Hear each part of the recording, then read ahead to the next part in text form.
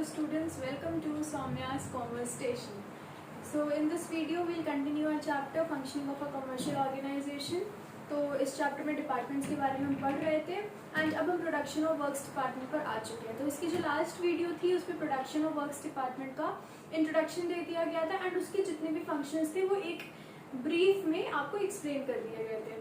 अब क्या है प्रोडक्शन ऑफ वर्क्स डिपार्टमेंट को हम थोड़ा डिटेल में देखेंगे, एक एक हेडिंग वाइज हम उसके सारे फंक्शंस देखेंगे, ठीक है। तो main production of works department क्या होता है? प्रोडक्शन ऑफ वर्क्स डिपार्टमेंट का यही काम है, जो आपको गुड है, जो भी आपकी ऑर्गेनाइजेशन है उसके उस प्रोडक्ट को प्रोड्यूस करना, ठीक है। तो अब वो प्रोडक्ट कैसे प्रोड्यूस होता है, उसमें क्या क्या फंक्शन है, हम इसी को पढ़ेंगे प्रोडक्शन ऑफ वर्क्स डिपार्टमेंट में।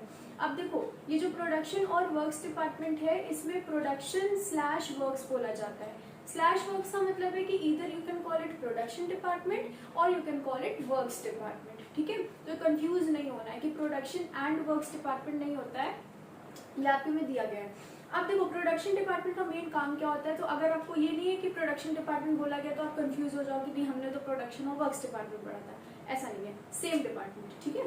तो प्रोडक्शन डिपार्टमेंट की मेन डेफिनेशन है कि प्रोडक्शन डिपार्टमेंट का फंक्शन है to produce the right product, produce the right product at the right cost,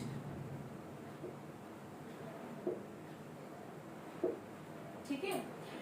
right product produce करना है एट अ राइट कॉस्ट, एक राइट टाइम पर, when it is needed and in the right quantity.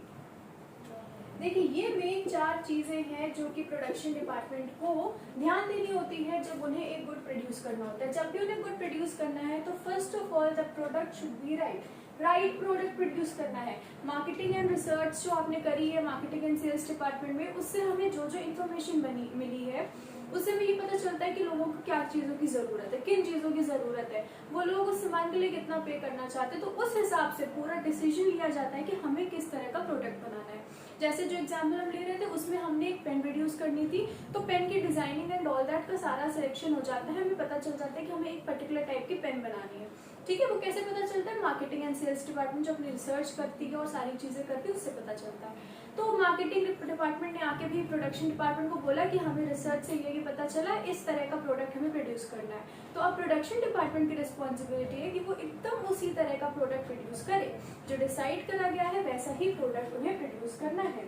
उसके बाद कहते हैं eight the right cost. Right cost, देखो cost में और प्राइस में फर्क होता है। जब आपने छोटे क्लासेस में पढ़ा होगा प्रॉफिट या लॉस, तो प्रॉफिट में आपने देखा होगा profit is equals to SP minus CP. SP minus CP. SP is selling price. SP is selling price and CP is the cost price. ठीक है, तो आपने ये पढ़ा था। अब इसमें हमने क्या देखा था, जब आपने प्रॉफिट एंड लॉस पढ़ा था तो प्रॉफिट में होता है कि भाई जितने में हम बेच रहे हैं वो अगर ज्यादा होगा, कॉस्ट हमारा कम होगा तो हमारे पास प्रॉफिट है। फॉर एग्जाम्पल हमने जो पेन ली है, हमने पेन एक खरीदी एक शॉप से, जो कि हमने खरीदी थी 10 रुपीज की, और उसके बाद हमने क्या करा, वो पेन ले गए और हम किसी और को उसको सेल कर दी 20 रुपीज में, ठीक है। तो हमारा 10 रुपीज का प्रॉफिट आ गया। 10 रुपए की पेन खरीदी थी तो वो हमारे लिए कॉस्ट हो गया, क्योंकि हमें उस पेन को खरीदने में 10 रुपीज खर्च करने पड़े थे, ठीक है। एंड उसके बाद हमने जब उसको सेल करा 20 रुपीज में, तो SP minus CP selling price ज्यादा है, आपको प्रॉफिट होगा, नॉर्मल सी बात है। अब क्या है कि ये जो SP माइनस CP है यही आपको इधर देखना है। कॉस्ट में एंड प्राइस में फर्क होता है। कॉस्ट का क्या मतलब होता है कि ये जो प्रोडक्ट हमने प्रोड्यूस करा है, जो कि राइट प्रोडक्ट हमने प्रोड्यूस करा है, इसको प्रोड्यूस करने में जितना खर्चा लग रहा है वो कॉस्ट होता है, और फिर इसको हम जिस भी पर्टिकुलर प्राइस में मार्केट में सेल करेंगे, कंज्यूमर्स को सेल करेंगे, वो इसका सेलिंग प्राइस होता है। तो कॉस्ट क्या है? कॉस्ट का मतलब है कि एक पर्टिकुलर राइट कॉस्ट का मतलब, ये देखो हमने क्या देखा था मार्केटिंग में कि लोग जो हैं, जो भी कंज्यूमर है, वो एक पर्टिकुलर प्राइस पर ही सामान खरीदेंगे, ठीक है। पेन्स की अगर आप बात करो तो आजकल जो नॉर्मल पेन मिलते हैं 10 रुपए के, 15 रुपए के, 20 रुपए के, ठीक है, डिपेंड करता है क्वालिटी क्या है। तो अगर हमें पता है कि हम एक ऐसी क्वालिटी का पेन बना रहे हैं जो कि मार्केट में अवेलेबल है 10 रुपए में, हमने सेम क्वालिटी का बनाया, तो हम उसको 15 रुपए पे नहीं बेच सकते, हम उसको एक्सेस अमाउंट पे नहीं बेच सकते, ठीक है। तो इसमें हमें ये देखना पड़ेगा कि वो एक्सेस अमाउंट हम क्यों नहीं बेचेंगे, बिकॉज कंज्यूमर्स को नहीं चाहिए, कंज्यूमर्स उतने में नहीं खरीदेंगे। ऑब्वियस सी बात है, अभी आप जाओ शॉप में, आपको पता रहे एक पेन 10 रुपए का, एक पेन 15 रुपए का, आपको पता है क्वालिटी सेम है, तो आप कौन सा लोगे? 10 रुपीज वाला लोगे, ठीक है। और ये प्राइस कैसे बनता है? जितने से जितने कम कॉस्ट में हम प्रोड्यूस कर दें सामान, ठीक है, जितने से जितने कम कॉस्ट में हम सामान प्रोड्यूस कर लेंगे उतना ही हमें प्रॉफिट मिल जाएगा। इसका केस देखते हैं, एक अच्छे से समझते हैं इसको। ये एक पेन है आपकी, ये एक आपकी पेन है जो कि मार्केट में कितने की आ रही है? 10 रुपए की, ठीक है। ये और कोई पेन है। अब हमने देखा, जो हमने मार्केटिंग करी थी उससे हमें एक पेन पता चला था, और वो पेन आपको हमने बनाकर दिखाया था, ऐसे ही पेन था, ठीक है, सेम पेन था इसी तरह का, कि भाई इसी तरह का पेन हमें भी बनाना है। आपको पता है ये मार्केट में जो पेन है और ये जो हमारा पेन है, ये दोनों सेम क्वालिटी का है। आपको ये बात पता है, आप प्रोड्यूस करें, आपको पता है क्वालिटी दोनों पेन की सेम है। इसको आप मार्केट पे 20 रुपीज का अगर सेल करोगे तो ऑब्वियस सी बात है, जो भी कंज्यूमर्स होंगे वो सारे कंज्यूमर्स इसको खरीदेंगे। हर इंसान यही करता है, सेम प्रोडक्ट अगर हमें मिल रहा है, सेम तरीके का, सेम क्वालिटी का, तो हम जो सस्ता होता है उसको खरीदते हैं, चीप को खरीदते हैं, 20 वाले को नहीं खरीदेंगे। अब होता क्या है, जब भी हम कोई सामान प्रोड्यूस करते हैं, जब भी हम कोई भी सामान प्रोड्यूस करते हैं, तो उसको हम हमेशा चाहते हैं कि एक प्रॉफिट में बेचें, ठीक है। अगर हमने कोई सामान बनाया है जिसमें हमारा खर्च, हमारा जो कॉस्ट है वो 10 रुपीज का लगा है, तो हम वो 10 रुपीज पे नहीं सेल करेंगे। क्यों? भाई 10 रुपीज का हमने बनाया, 10 रुपीज पे सेल कर देंगे, सेलिंग प्राइस और कॉस्ट प्राइस बराबर हो गई, तो 10 - 10 0, हमारे पास तो कुछ नहीं आएगा। उसके बाद हम उस 10 रुपीज के प्रोडक्ट को 8 रुपीज पे भी सेल नहीं करेंगे, कि भाई हमने बनाते समय तो 10 रुपीज का खर्च कर दिया, लेकिन जब सेल कर रहे हैं तो 8 रुपीज का कर रहे हैं, तो कितना, यहाँ तो लॉस हो जाएगा, ठीक है। यहाँ पे कॉस्ट प्राइस हमारी ज्यादा होगी, जो हमने बनाने में खर्च करा वो कॉस्ट प्राइस होता है, जो हमने सेल करा जितने में वो सेलिंग प्राइस होता है। तो ऑर्गेनाइजेशन को ये देखना पड़ता है कि भाई हमने तो ऐसे प्रोड्यूस करना है कि हमें प्रॉफिट हो जाए। हमने अगर 10 रुपए का प्रोड्यूस करा है तो हम उसको 15 या 20 रुपीज पे सेल करेंगे, ताकि उसमें एक मार्जिन हमें मिल जाए, प्रॉफिट हो जाए हमारे पास। हर इंसान यही चाहता है, ऑर्गेनाइजेशन भी चाहते हैं, बिकॉज हर ऑर्गेनाइजेशन का गोल क्या है? Profit maximisation. प्रॉफिट आपको पता होना चाहिए, SP - CP होता है। तो अब क्या है कि ये जो 10 रुपए की पेन आ रही है मार्केट में, पहली बात जान लीजिए, ये जो 10 रुपीज की पेन आप मार्केट में खरीद रहे हैं, ये 10 रुपीज पे करते टाइम जो भी इस पेन का ब्रांड है, जो कंपनी है, उसको प्रॉफिट हो रहा है। ये पेन 10 रुपीज की नहीं होगी, ये 10 रुपीज से कम की ही होगी। कभी भी कोई भी कंपनी, कोई भी ब्रांड आपको सामान डिस्काउंट पे नहीं, मतलब आपको सामान ऐसे नहीं देगी कि उनको लॉस हो, ठीक है। कई बार आप सोचते हो कि डिस्काउंट पे मिल रहा है, 500 का था, हमें तो 300 में लेकर आ गए, ठीक है, तो बड़ा ज्यादा डिस्काउंट मिल गया। तो ऐसा नहीं है कि वो 300 का जब आपने खरीदा है तो उस कंपनी का लॉस होगा। लॉस कब होगा? जब उनका कॉस्ट प्राइस सेलिंग प्राइस से ज्यादा हो जाएगा। जब जितने में उन्होंने बनाया है, कॉस्ट, एक चीज जान लो, कॉस्ट प्राइस जितने में बनाया है, सेलिंग प्राइस जितने में बेच रहे हैं, ठीक है, सिंपल से एग्जांपल। तो अगर वो 300 रुपीज का भी आप प्रोडक्ट ला रहे हो, वो 500 का था, आप भले सोचोगे कि अरे ये तो 500 का सेल हो रहा था, हमने डिस्काउंट पे 300 का ले लिया, ठीक है। तो इसका ये मतलब नहीं है कि उस कंपनी को लॉस होगा, वो प्रोडक्ट 300 से भी सस्ता होगा, उस प्रोडक्ट को बनाने में 300 से भी कम रुपीज लगे होंगे, ठीक है। कभी भी मैक्सिमम टाइम लॉस में कभी भी ऑर्गेनाइजेशन अपने प्रोडक्ट्स को सेल नहीं करती है, थोड़ा बहुत प्रॉफिट बना के रखती है या फिर इक्वल प्राइस पे सेल करेगी, ठीक है। तो अब यहाँ पर हम क्या देख रहे थे कि 10 रुपीज की पेन हमने खरीदी, इसमें भी उस कंपनी को प्रॉफिट हो रहा होगा। मान लीजिए ये जो भी कंपनी ने बनाया ये पेन पहले से मार्केट में है, ठीक है। जिस भी कंपनी ने ये पेन बनाया है, इसमें क्या है, इन्होंने बनाते टाइम इसको बनाया था 8 रुपए का और ये सेल कर रहे हैं 10 रुपए का, ठीक है। तब इनको कितने का 2 रुपीज का प्रॉफिट हो रहा है हर पेन पे। ये इस कंपनी का केस है। आप भी उस मार्केट में आ गए, आपको पता है कि अगर हम 10 रुपीज पे सेल करेंगे तभी कस्टमर आकर खरीदेंगे। अगर हमने इसको 20 रुपीज पे सेल करा तो कस्टमर नहीं आएंगे, बिकॉज कस्टमर ये वाला पेन खरीदने चले जाएंगे जो पहले से मार्केट में अवेलेबल है। क्यों? क्वालिटी सेम है दोनों की, सेम तरीके का पेन है। अब आप ये 20 रुपीज पे नहीं सेल कर सकते हो, ठीक है, 20 रुपीज पे सेल नहीं कर सकते हो, आपको ये सेल करना पड़ेगा 10 रुपीज पे। ये कंडीशन कि आपको एक ऐसा पेन अब बनाना है जो आप 10 रुपीज पर ही सेल कर सकते हो मार्केट में। यहाँ पर अब आपको देखना है कि आप इतने ही खर्च में पेन बनाओ जो 10 रुपए से कम का हो। अगर आप ऐसा नहीं कर पा रहे हो, अगर आप इस पेन को प्रोड्यूस करने में 10 रुपए से ज्यादा का लगा दोगे, आप इसको सेलिंग प्राइस आपकी फिक्स होगी, सेलिंग प्राइस आप 10 पर ही कर सकते हो, 10 पर ही आप सेल कर सकते हो इसको, तो आपको ये देखना पड़ेगा कि आप इसका कॉस्ट प्राइस 10 से कम रखो, आप इसको प्रोड्यूस करते टाइम 10 रुपीज से कम खर्च करो पर पेन पे, एक पेन पे, अदरवाइज आपको प्रॉफिट नहीं होगा। अगर आपने अच्छी टेक्नोलॉजी, अच्छी चीज़ें अपनाई, जितने भी तरीके होती है कॉस्ट को कम करने की, वो सारे तरीके आप पढ़ेंगे बाद में, वो सारे तरीके अपना के आपने पेन प्रोड्यूस करी और आप उस चीज़ में सक्सेसफुल हो गए। आपने इस पेन को प्रोड्यूस कर लिया केवल ₹8 में। अगर आप ₹8 में इसको प्रोड्यूस कर लिया आपने, तो अब आप जब इसको 10 रुपीज़ में मार्केट में सेल करेंगे जाके, तो आपको 10 minus 8 selling price minus cost price 2 rupees का प्रॉफिट हो जाएगा। बट अगर आपने ऐसी टेक्नोलॉजी, ऐसी मशीन यूज़ करी, ऐसी चीज़ें यूज़ करी जिससे कि ये पेन बनाने में आपको 15 रुपीज़ लग गए, इसका कॉस्ट प्राइस आपका 8 की जगह 15 हो गया, पर आप सेल 10 पे ही कर सकते हो, तो यहाँ पे तो इस कंपनी को लॉस हो जाएगा। यहाँ पे कॉस्ट प्राइस ज़्यादा हो गई है, cost price minus selling price loss होता है आपका, ठीक है।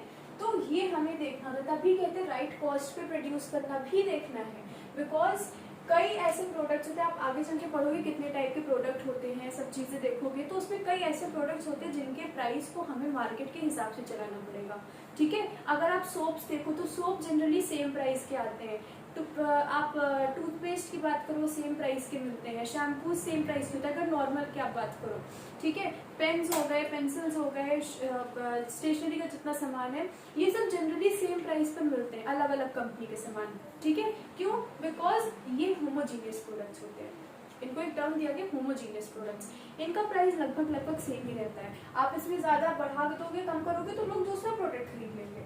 कोलगेट महंगा हो गया तो लोग पेप्सोडेंट खरीदना शुरू कर देंगे, अगर पेप्सोडेंट कम प्राइस में है, ठीक है। आप यही तो करते हो, आपने देखा डव सोप महंगा हो गया है तो चलो हम नंबर 1 ले लेते हैं, ठीक है। ये चीजें होती होमोजीनियस प्रोडक्ट्स में, तो इसमें वो डव सोप तो लॉस में चली जाएगी कि भाई हमारे पास तो आएंगे नहीं कस्टमर खरीदने, कस्टमर तो अब दूसरा वाला सोप खरीद लेंगे, नंबर 1 खरीद लेंगे। क्यों? क्योंकि हमने प्राइस बढ़ा दी, पर कस्टमर को कोई प्रॉब्लम नहीं, कस्टमर के पास दूसरा ऑप्शन अवेलेबल है, ठीक है। तो वही चीज है, यहाँ पे पेन की बात हो रही है, पेन में दूसरा ऑप्शन अवेलेबल है, दूसरा ऑप्शन अवेलेबल है कस्टमर्स के पास, वो उस पर जा सकते हैं, उनको कोई कंपल्शन नहीं कि वो यही खरीदेंगे आकर। तो इसलिए हमें ये देखना है कि हमें ये जो पेन प्रोड्यूस करना है, ये एक ऐसी मार्केट में जा रहा है जहाँ पे 10 रुपए के पेन हमको मिल रहे हैं सेम क्वालिटी के, तो हमें भी ऐसा करना है कि हम इस पेन को 10 रुपीज़ पे सेल करें और फिर भी हमें प्रॉफिट हो। 10 रुपीज़ पे सेल करें, अगर हम प्रॉफिट चाहते हैं तो हमें इसका कॉस्ट प्राइस कम करना पड़ेगा, 15 की जगह हमें इसको 10 से कम करना पड़ेगा, या तो 9 रखो या तो 8 रखो, 7, 6, 5 जितना भी रखो, इतने में ही बनाना पड़ेगा, इतने में ही बनाना पड़ेगा, तब जाके हम 10 रुपए का बेच के और उसमें प्रॉफिट ले सकते हैं, ठीक है।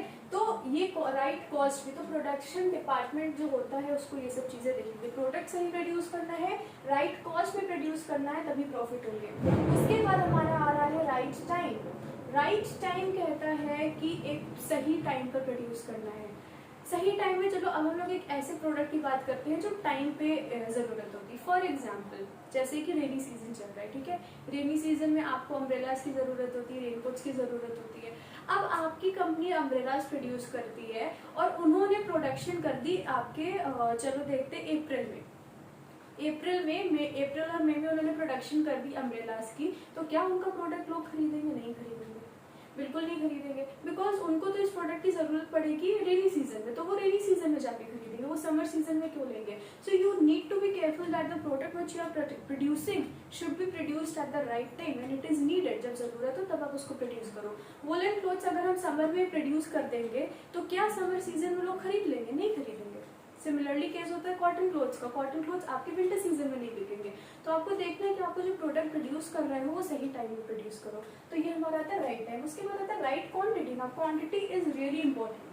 देखो आपने देखा था मार्केटिंग एंड सेल्स में कि आपको टारगेट मार्केट डिसाइड करनी है। टारगेट मार्केट आपको टर्म पता होना चाहिए। हमेशा एक ऑर्गेनाइजेशन टारगेट ग्रुप पे ही टारगेट ग्रुप पे रिसर्च करती है, टारगेट ग्रुप के लिए ही प्रोडक्ट्स बनाती है। हर तरह के कस्टमर्स को नहीं सेटिस्फाई कर सकते।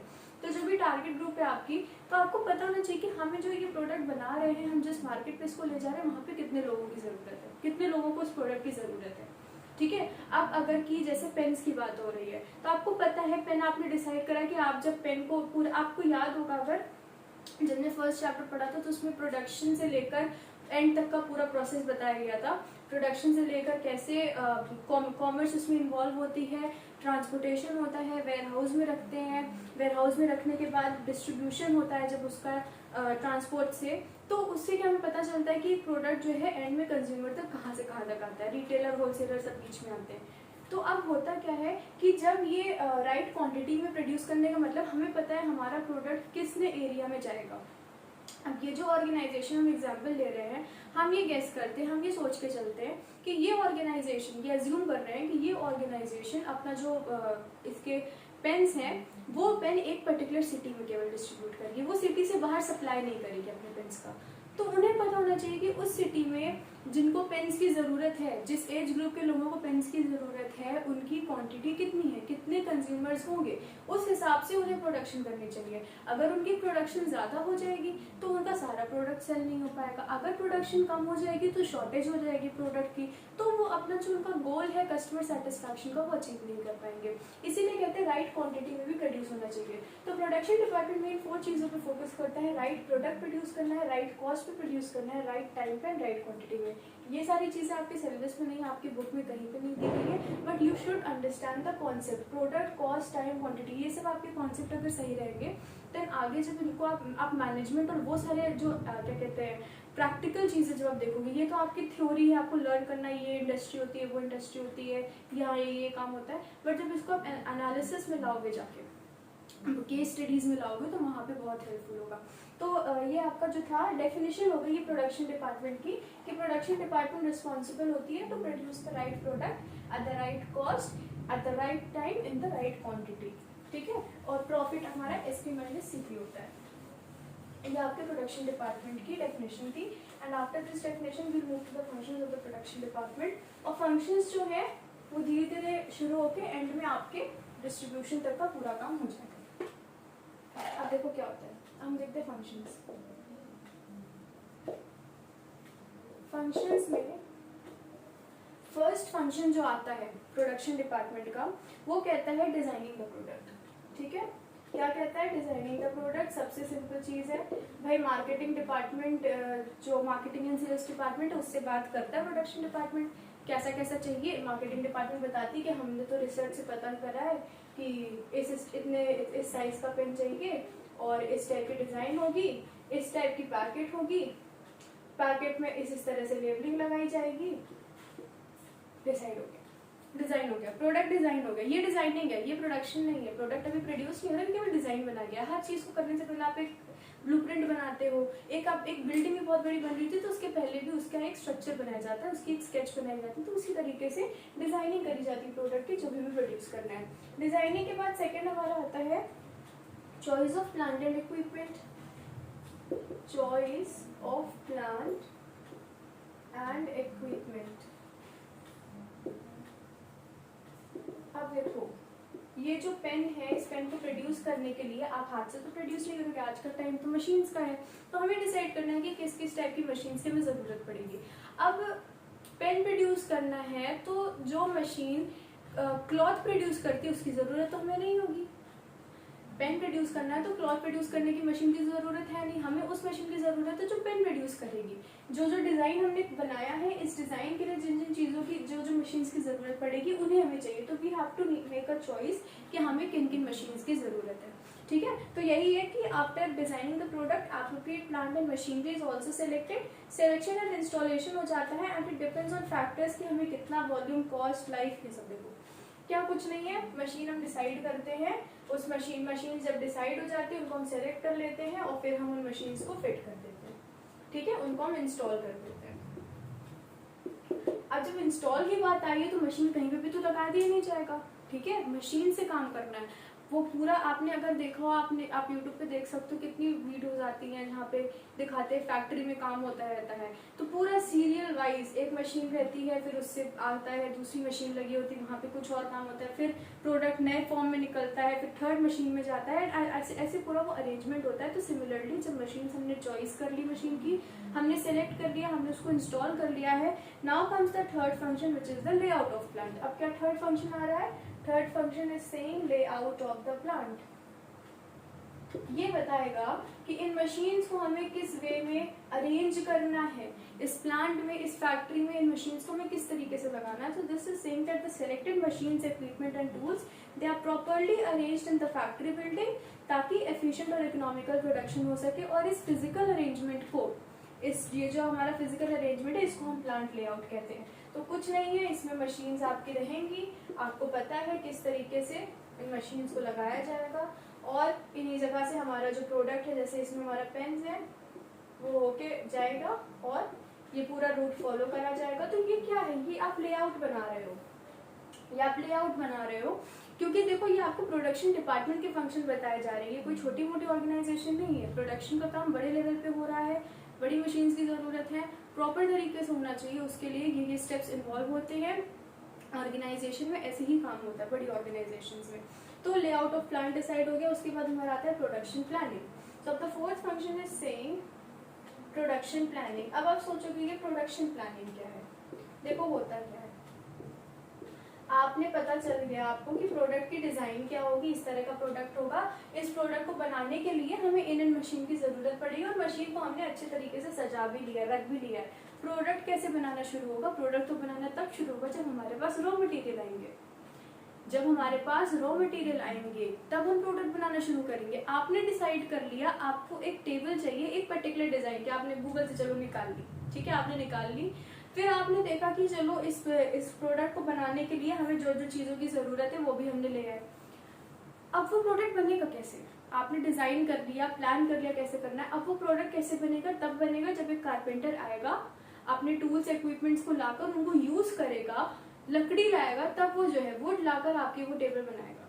ठीक है, तो अब हमें प्रोडक्शन प्लानिंग करनी है कि अब जब हमें प्रोडक्शन शुरू करनी, मशीन है हमारे पास, ठीक है, हमारे पास सीजर्स हैं, हमारे पास डिजाइन है, हमें किस तरह का फ्लावर बनाना है, पर पेपर नहीं है। फ्लावर बनाना आप तब शुरू करोगे सीजर्स यूज करके जब आपके पास पेपर होगा। So that paper is raw material. जब आप उस सीजर से उस फ्लावर को कट कर रहे हो, उस पेपर को, तो आप एक ह्यूमन रिसोर्स हो गए हो, आप वर्कर हो। रॉ मटेरियल, वर्कर्स, मशीन्स, ये चीजें हमारी प्रोडक्शन प्लानिंग में आती हैं, और इन्हीं को हम बोलते हैं इनपुट्स। देखो अब देखो यहाँ पे एक आपका कंप्यूटर की चीज आती है। आप सबने कंप्यूटर में पढ़ा होगा कि कंप्यूटर जो होता है ना, उसका जो मेन फंक्शन है, जो पूरा प्रोसेस एक बता दिया गया है, वो केवल ये है, आईपीओ। किसको किसको आईपीओ याद है? आईपीओ। आईपीओ क्या होता है? Input processing output. Input processing output computer में यही होता है। कंप्यूटर में हम इनपुट करते हैं कीबोर्ड से, प्रोसेस होकर स्क्रीन पे विजिबल होता है output. Input processing output computer का कॉन्सेप्ट है, but it is valid in all the forms of organisation. हर ऑर्गेनाइजेशन यही काम करती है, सोसाइटी से बाहर से इनपुट्स को लाती है अपने ऑर्गेनाइजेशन के अंदर, उन इनपुट्स को यूज करती है और फिर आउटपुट हमारा प्रोड्यूस करती है। सिमिलरली यही इनपुट्स होते हैं हर ऑर्गेनाइजेशन में। यहाँ पे पेन प्रोडक्शन का काम हो रहा है, प्रोडक्शन प्लानिंग करनी है। जो भी ऑर्गेनाइजेशन है जिसका ये प्रोडक्शन डिपार्टमेंट है, वो डिसाइड करेगा हमें कैसे इनपुट्स की जरूरत है, हमें इस पेन को बनाने के लिए कैसे कैसे रॉ मटेरियल्स की जरूरत है, क्या चीजें। चलो इधर रख करके रखते हैं कि इनपुट्स की जब बात आ गई है तो इनपुट हमें क्या क्या चाहिए। इनपुट्स जो चाहिए वो हमारे हैं रॉ मटेरियल्स, देन उसके बाद आपके आती है वर्कर्स, मशीन्स, ये सारी चीजें हमारे इनपुट्स में आती हैं। जो भी मशीन है, रॉ मटेरियल है, वर्कर्स है। अब देखो वर्कर्स यहाँ पर आ गए, एंड वर्कर्स क्या है? ह्यूमन रिसोर्स एक ऑर्गेनाइजेशन के लिए। अब देखो यहाँ पे आ गया ह्यूमन रिसोर्स डिपार्टमेंट।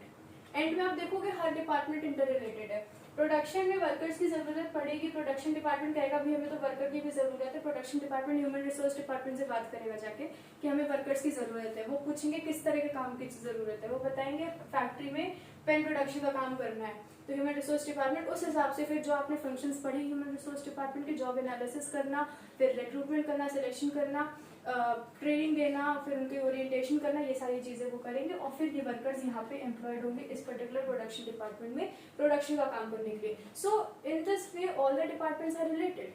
जब इनकी रॉ मटेरियल की बात आएगी कि हमें तो रॉ मटेरियल भी चाहिए, तो फाइनेंस कौन देगा? Finance and accounts department provide करेगा। सारे डिपार्टमेंट एक ही ऑर्गेनाइजेशन के अंदर है, ये आपको पता होना चाहिए। ये सारे डिपार्टमेंट एक ही ऑर्गेनाइजेशन के अंदर प्रेजेंट होते हैं। तो इनपुट में रॉ मटेरियल चाहिए, वर्कर चाहिए, मशीन चाहिए। अब ये सारी चीजों को प्रोसेस करा जाएगा। प्रोसेसिंग में वर्कर्स इन मशीन्स में इन रॉ मटेरियल्स को रख के पूरा जो लेआउट बनाया था उस लेआउट के हिसाब से प्रोडक्ट बनाएंगे and that product will become the output. उस पेन को फिर हम सप्लाई के लिए बाहर भेज देंगे, उस प्रोडक्ट को फिर हम सप्लाई के लिए बाहर भेज देंगे। तो क्या कह रहे हैं इसमें कि इट मींस कि डिटरमाइन करना इनपुट्स क्या चाहिए, raw material, worker, machine, power, जो भी चाहिए प्रोडक्शन के लिए। डिसाइड करना है कि सीक्वेंस ऑफ ऑपरेशन क्या होगा, टाइम शेड्यूल क्या होगा। अब देखो जैसे कि आप देखो इसको क्या होता है ना कि किस सीक्वेंस यही है कि कौन सी मशीन से होकर इस प्रोडक्ट को गुजरना रहेगा, प्रोडक्ट को पास होना रहेगा, एंड आफ्टर दैट कितने टाइम के लिए वो प्रोडक्ट एक पर्टिकुलर स्टेप में रहेगा। ठीक है, जब भी आप देखोगे कि इंडस्ट्री में या फैक्ट्री में काम होता है तो एक स्टेप वाइज होता है कि पहले हमने प्रोडक्ट की, मान लो पहले हमने प्रोडक्ट की बॉडी बना ली, उसके बाद हमने प्रोडक्ट की ऊपर से जो उसमें डिजाइनिंग करनी है वो कर दी, उसके बाद हमने जैसे पेन की बात है तो पेन के कैप्स बना दिए। तो ये स्टेप वाइज होगा, स्टेप 1 ये है, स्टेप 2 ये है, तो वो हमें डिसाइड करना है किस तरह से स्टेप वाइज हम करेंगे वो काम, हर स्टेप को कितना टाइम देना है कि उस हिसाब से जितने प्रोडक्ट हमें बनाने हैं, राइट क्वांटिटी, जिस भी राइट क्वांटिटी में बनाने हैं वो राइट क्वांटिटी में बन जाए। एंड आफ्टर दैट इसमें इसके लिए रूट शीट्स और रूट चार्ट्स बनते हैं। रूट शीट्स और रूट चार्ट्स क्या होते हैं? वही जो लेआउट था ना, उसी को रूट शीट या रूट चार्ट कहते हैं। रूट शीट्स और रूट चार्ट्स, ये आपको लास्ट वीडियो में भी बताया गया है। कुछ नहीं, जैसे चार्ट और शीट है, पेपर ले लो, उसमें आपने डिजाइनिंग बना ली, हो गया। अब बड़ी ऑर्गेनाइजेशन वो तो अपने हिसाब से बनाएंगे, तो रूट शीट और रूट चार्ट कुछ नहीं है। शीट्स पे वो डिजाइनिंग करते हैं, वो पूरा एनालाइज करके अच्छे से कि हमें किस तरीके से काम करना है। ठीक है, तो वो पूरा बना दिया जाता है और फिर यही प्रोडक्शन प्लानिंग है। इसमें प्लानिंग हो रही है ना कि हमें क्या क्या इनपुट चाहिए। ठीक है, हमने रूट शीट और रूट चार्ट बना के पूरा प्लान कर लिया, पूरा प्रोसेस प्लान कर लिया है। ठीक है, तो ये हमारा होता है प्रोडक्शन प्लानिंग। प्रोडक्शन प्लानिंग के बाद आता है प्रोडक्शन कंट्रोल। देखो दो चीजें, प्लानिंग है और उसके बाद प्रोडक्शन कंट्रोल है। ये चीजें ना आप उसमें पढ़ोगे 12th में। ये जो प्रोडक्शन प्लानिंग, प्रोडक्शन कंट्रोल, ये सब है ना, ये प्लानिंग, कंट्रोल, कोऑर्डिनेशन के सारे टर्म्स हैं, और ये सब आप फंक्शंस पढ़ोगे मैनेजमेंट के। जब आप मैनेजमेंट अगर आप लेते हो 11th 12th में कॉमर्स, तो उसमें आप ये सब चीजों से देखोगे। तो अब हमारा आता है प्रोडक्शन कंट्रोल, 5th फंक्शन है production control. So production control क्या कह रहा है? Production control means that it ensures the coordination between the manufacturing activities and the control over them. Target decide करता है, देखता है उनमें कैसे प्रोग्रेस हो रही है, वो जो टारगेट उन्होंने बनाए क्या वो टारगेट अचीव कर रहे हैं, और अगर नहीं करते तो वो करेक्टिव एक्शंस लेते हैं ताकि वो अचीवमेंट हो जाए, उनका गोल अचीव हो जाए। ठीक है, तो this department ensures control over inventory, quality and cost. अब देखो क्या है, हमने डिसाइड सब कर लिया, प्लानिंग हो गई, प्रोडक्ट डिजाइन हो गया, मशीन्स आ गई, मशीन सेट हो चुकी हैं, इनपुट आगे, वर्कर आगे, सब कुछ हो गया, काम शुरू हो गया। Now the most important thing is controlling, उस चीज को कंट्रोल करना है। बिकॉज जब तक कोई मेन हेड नहीं रहेगा उस प्रोसेस को कंट्रोल करने के लिए, तो हम वो टारगेट नहीं अचीव कर पाएंगे। ठीक है, अब हमने चलो डिसाइड कर लिया कि हमें पेन्स बनाने हैं, हमने देखा एक दिन की बात करेगा, एक दिन में 5000 पेन्स बनाने। ठीक है, एक दिन में 5000 प्रोड्यूस होंगे।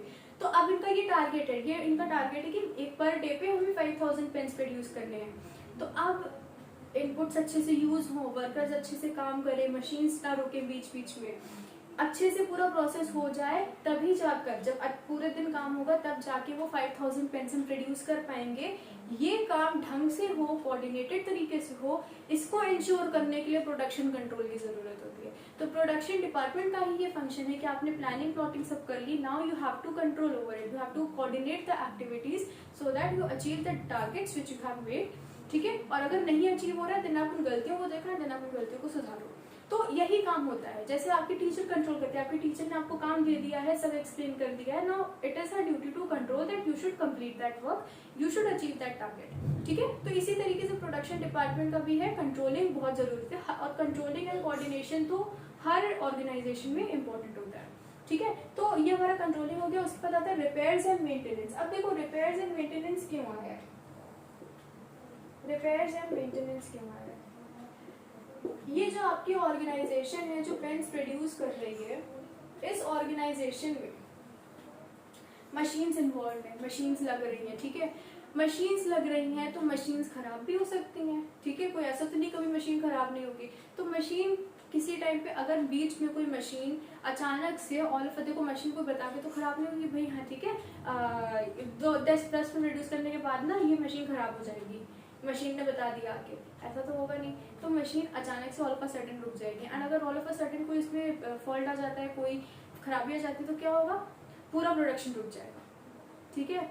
जब पूरा प्रोडक्शन रुक जाएगा तो उस दिन का टारगेट अचीव नहीं हो पाएगा, प्रोडक्शन कंट्रोल का फंक्शन नहीं हो पाएगा। तो ये सारी मिस हैपनिंग्स ना हो, एंड एक दिन का वर्क रुकने से कंपनी को बहुत लॉस हो सकता है। अब बड़े लेवल पे देखो तो एक एक दिन का वर्क बहुत इंपॉर्टेंट होता है, और इसी वजह से लॉकडाउन जब होते हैं, जब जैसे हमारे कंट्री में भी लॉकडाउन हुआ, तो लॉकडाउन में बहुत लोगों को नुकसान हो गया, इसलिए बिकॉज पर डे का वर्क बहुत मैटर करता है बड़ी ऑर्गेनाइजेशंस के लिए, छोटे लोगों के लिए भी, छोटे कंपनीज के लिए भी, बट बड़ी के लिए भी बहुत इंपॉर्टेंट, बहुत फर्क करता है इस चीज़ का। तो रिपेयर्स एंड मेंटेनेंस रखनी चाहिए, मशीन्स को रिपेयर रखना चाहिए, उनकी मेंटेनेंस करी रहनी चाहिए, ताकि ये मिस हैपनिंग्स ना हो, अचानक से मशीन खराब होने से पूरा वर्क ना रुक जाए। रिपेयर्स एंड मेंटेनेंस के बाद research and development. Research and development सब में जरूरी होता है, रिसर्च करना एंड डेवलपमेंट करना, इसमें दोनों टर्म्स का मतलब आपको पता होना चाहिए। रिसर्च का मतलब होता है कि आप एनालाइज करो कि क्या क्या चल रहा है। अब पेन प्रोडक्शन वाली कंपनी है, उन्हें पता होना चाहिए कि जो पूरी पेन प्रोडक्शन की मार्केट है, नेशनल इंटरनेशनल जिसकी भी वो बात करें, वहाँ पे कैसे काम हो रहा है। प्रोडक्शन डिपार्टमेंट का काम है कि उन्हें पेन्स प्रोड्यूस करनी है। Now they should be aware of the fact that which machines are being used in the nation और आउटसाइड द नेशन, किस टाइप के नई टेक्नोलॉजीज आ गई है। तो इन सब चीजों के बारे में जानना, to know about these things is research. क्या आपके में है कि research implies scientific investigation and analysis in order to require new knowledge. You have to know what is going on in the market in which you are working. Production department जो है it is working in the market of producing pens. Machines उनको use करनी है, pens उन्हें use करने, उन्हें market का पता होना चाहिए, उन्हें टेक्नोलॉजी का पता होना चाहिए, and this knowing of the situation, knowing of the current situation is called research. इसको रिसर्च कहते हैं। एंड डेवलपमेंट क्या है, उस रिसर्च के बेसिस पे उस ऑर्गेनाइजेशन की मशीन्स को डेवलप करना, नई मशीन्स को लाना, नए मेथड्स को यूज करना, नई वेराइटी के डिजाइन बनाना, दिस इज कॉल्ड डेवलपमेंट। तो रिसर्च करना, to analyse, to study the fact, to study, to gain knowledge about the various technologies and the things which are going on in the market. And development is considered with changing the methods which you are using, changing the machines you are using, updating them, ठीक है, updating them mainly, so it is called development। Research and development हर organisation में R&D departments को R&D बोलते हैं, इसको क्या बोलते हैं, R&D बोलते हैं, R&D डिपार्टमेंट इसको बोलते हैं, ये होता है, ठीक है। तो रिसर्च एंड डेवलपमेंट भी प्रोडक्शन डिपार्टमेंट का काम है। अब आता है record keeping and information. Record keeping and information.